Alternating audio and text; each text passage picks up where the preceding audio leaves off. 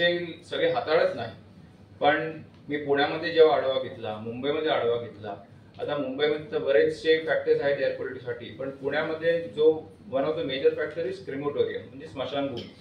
आपल्या इकडे सुद्धा नागपूरमध्ये ज्या स्मशानभूमी आहेत इथे नॅशनल क्लीन हेल्थ प्रोग्रामच्या अंतर्गत त्यांना ते फंड तिकडे सुद्धा युटिलाइज करायचे आहेत, त्यांनी त्याचं प्रोव्हिजन सुद्धा केलेलं आहे. पण आम्ही एक महाराष्ट्र पोल्युशन बोर्डच्या अंतर्गत एक आता पॉलिसी डिराईव्ह करतोय, ज्या अनुषंगाने पूर्ण महाराष्ट्रभर हे जे स्मशानभूमी असतील यांच्यासाठी एअर क्वालिटी त्यांना मेंटेन करण्यासाठी ज्या काही उपाययोजना करायच्या असतील त्या नवीन पॉलिसीमध्ये त्यांना डिरेक्शन दिले जातील. हा भावनिक विषय आहे, सेन्सिटिव्ह विषय आहे, म्हणून ह्याच्यामध्ये आम्ही बॅलन्स करू, म्हणजे आपल्या पर्यावरणाला हानी सुद्धा नाही पोचली पाहिजे, त्याच अनुषंगाने कोणालाही कोणाच्या भावना सुद्धा नाही दुखावल्या गेल्या पाहिजे, या अनुषंगाने ही पॉलिसी डिराईव्ह करतोय. आणि त्या अनुषंगाने फक्त नागपूर NMC नाही तर पूर्ण महाराष्ट्रातले सगळ्यांना ती पॉलिसी लागू होईल. एअर क्वालिटी संदर्भात अजून एक महत्वाचा घटक जो आहे तो व्हेक्युलर पॉल्युशन. जर आपल्या इकडे आता मी येता सुद्धा पाहिलं तर आपल्याकडे अजूनही ज्या टच सक्शिंग मशीन असतात रस्त्याच्या, त्याचबरोबर जे काय म्हणतो आपण रोड क्लिनिंग मशीन जे असतात, रोड स्वीपिंग मशीन असतात, तर त्या सुद्धा आम्ही मंडळाच्या मार्फत प्रोक्युअर करतोय. डॉक्टर नागपूरने सुद्धा आम्हाला 6 मशीन मागितलेले आहेत, तर लवकरच जसे जसे मशीन येत जातील आम्ही 6 मशीन त्यांना देणार आहोत आणि जसे जसे मशीन त्यांना लागतील त्या मशीन आम्ही त्यांना देत जाऊ. आता आपण म्हणाल की रस्ते धुवायचंच काम बाकी राहिले का, तर नाही. खरं म्हणजे तर हा प्रयोग आदरणीय एकनाथ शिंदेजी यांच्या माध्यमातून मुंबईमध्ये सुरू झाला, आपल्या सगळ्यांना माहिती आहे, डीप क्लीन ड्राईव्ह संदर्भात. तर खरोखरच रस्ते धुतल्यानंतर पोल्युशन कमी होतं का, तर हो होतं. आज व्हेक्युलर ट्रॅफिकने जे डस्ट डिस्पर्शन होतं त्याच्याने ते डस्ट पार्टिकल्स जे ॲटमॉस्फिअरमध्ये जातात त्याच्याने ते कमी होतात आणि हे जे पाणी आपण यूज करणार आहोत हे कम्प्लिटली 100% रिसायकल पाणी असणार आहे. तर अशा 6 मशीन सध्या आम्ही बोर्डामार्फत महानगरपालिकेला देणार आहोत. अजून त्यांची रिक्वायरमेंट असेल तर अजून त्या मशीन्स देऊ. तर अशा सगळ्या एअर क्वालिटी संदर्भात सुद्धा आम्ही काही त्यांना सूचना केलेल्या आहेत. त्याचबरोबर आज ते इन्फ्राचं काम सुरू आहे, मेट्रोचं काम सुरू आहे, रिअल एस्टेटचं काम सुरू आहे, तर त्यांच्या उपाययोजना सुरू आहेत.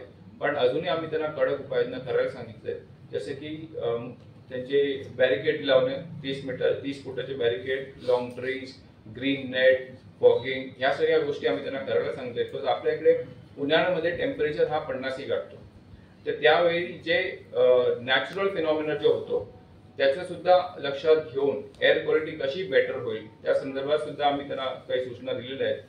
आणि चौथं म्हणजे सर्वात महत्त्वाचा घटक, ह्याच्यामध्ये मला आपल्या मीडिया बांधवांचा फार सपोर्ट लागतो, तो आहे सिंगल यूज प्लास्टिक. आज सिंगल यूज प्लास्टिक सर्रास मार्केटमध्ये किंवा कुठेही अवेलेबल आहे. त्याचे कारण एवढंच आहे की अवेअरनेस. आज जनतेला माहिती आहे की हे चुकीचं आहे, पण त्याच्याने काय घातक परिणाम होतात हे त्यांना माहिती नाहीये. म्हणून आपल्या माध्यमातून जर आपण मीडिया हाऊसेसनी सुद्धा त्याच्यामध्ये जर पुढाकार घेतला आणि त्याच्यामध्ये तुम्ही जर अवेअरनेस सुद्धा आम्हाला मदत केली तर 100% कुठेतरी आपण याच्यामध्ये यशस्वी होऊ. मला अजूनही आठवतं की आपण सगळे किंवा आम्ही सगळे लहानपणी जेव्हा आपले आजी आजोबा हे जेव्हा भाजी केला जायचे ते कापडी पिशवी घेऊन जायचे. आता कोणी घेऊन जात नाही, बिकॉज सगळ्यांना इझिली अवेलेबल झालेल्या आहेत त्या प्लास्टिकच्या पिशव्या. तर त्या अनुषंगाने सुद्धा आम्ही महानगरपालिकेला त्यांना निर्देश दिलेले आहेत की फक्त फाईन गोळा करणं हा आपला हेतू नाही, फक्त माल जप्त करणं हा आमचा हेतू नाही, पण ह्याचं प्रोडक्शन कुठे होत आहे, ह्याचं होलसेल कुठे होतं, ह्याचं स्टोरेज कुठे होतं, हे कुठून येतं माल हे आयडेंटिफाय करून आणि त्याच्यावर कारवाई करणं हे फार महत्वाचं आहे. म्हणजे ॲट सोर्स खरोखरच हे कुठून येत आहे, आपल्या राज्यात बनत आहे की इतर राज्यांमध्ये बनत आहे, हे सगळं आयडेंटिफाय करणं हे आपला रोल आहे. आणि जर कुठे कोणी जर याचं उल्लंघन केलं तर नक्कीच 100% त्याच्यावर कारवाई होणार आहे.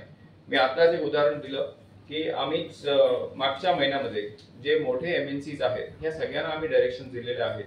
मग त्याच्यामध्ये हल्दीराम असू द्या, KFC असू द्या, पिझ्झा हट असू द्या, तुमचे स्टारबक्स असू द्या, मॅकडॉनल्ड्स असू द्या, जर आपल्या इकडे जर सिंगल यूज प्लास्टिक आढळलं, म्हणजे जे प्रोडक्ट जे CPET अप्रूव्ड नाही आहेत, आता ह्याच्यामध्ये अवेअरनेस संदर्भात जसं मी बोललो की काय अलाउड आहे काय नाही अलाउड आहे हे जनतेला अजून माहिती नाहीये, हे अजून आपल्या जे विक्रेते आहेत त्यांनाही माहिती नाही. पण त्या संदर्भात सुद्धा MPCB आणि NMC हे एकत्र येऊन एक ओरिएंटेशन प्रोग्राम घेणार आहेत. त्या प्रोग्राममध्ये तुमचे आहार असोसिएशनची लोक असतील, तुमचे रिटेल असोसिएशनची लोक असतील, तुमचे अनेक जे प्रतिनिधी आहेत ते प्रतिनिधी असतील. म्हणजे त्यांना आम्ही एक्सप्लेन करू की हे अलाउड आहे, हे नाही अलाउड आहे, आणि नंतर मग 15 दिवसाचा कालावधी देऊ. त्या कालावधी संपल्यानंतर आमची टीम आणि महानगरपालिकेची टीम ही परत कारवाई करायला सुरुवात करेल. म्हणजे एक त्यांना शेवटची संधी आम्ही देतोय. ह्याच्यानंतर मग सख्त कारवाई आम्ही त्यांच्यावर, मध्ये रेस्टॉरंट असू द्या, मध्ये रिटेल असू द्या, आणि कुठलेही असू द्या, त्याला आम्ही कारवाई केल्याशिवाय सोडणार नाही. तर असे 4 महत्वाचे विषय आज आम्ही इथे हाताळलेले आहेत. आणि एक सकारात्मक रिप्लाय यांच्याकडून आलेला आम्हाला आहे. अभिजितजी हे फार यंग आहेत आणि त्यांनी एका कमी वयामध्ये बऱ्याचशा गोष्टी केलेल्या आहेत. त्यांचं काम अगोदर नागपूरमध्ये, कोल्हापूरमध्ये पाहिलेलं आहे, इतर ठिकाणी सुद्धा पाहिलेलं आहे, आणि इथे पण आता त्यांना 2